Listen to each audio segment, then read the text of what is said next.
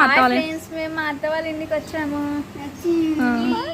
చూడండి ఫ్రెండ్స్, మా అత్త వాళ్ళ ఇంట్లో చెట్లు ఉన్నాయి. ఎంత బాగున్నాయి. చెట్టు ఏం చెట్టు పేరు చెప్పవా? అదేనా అదెప్పుడు చెట్టు 4 years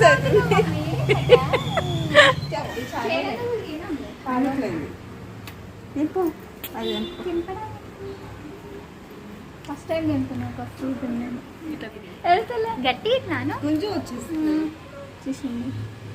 దేవుడికా? అవును దేవునికి ఇంకోటి ఉంది అక్కడ.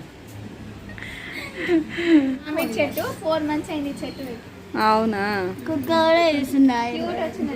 నెక్స్ట్ ఇయర్ కల్లా మామిడికాయలు కాసేది.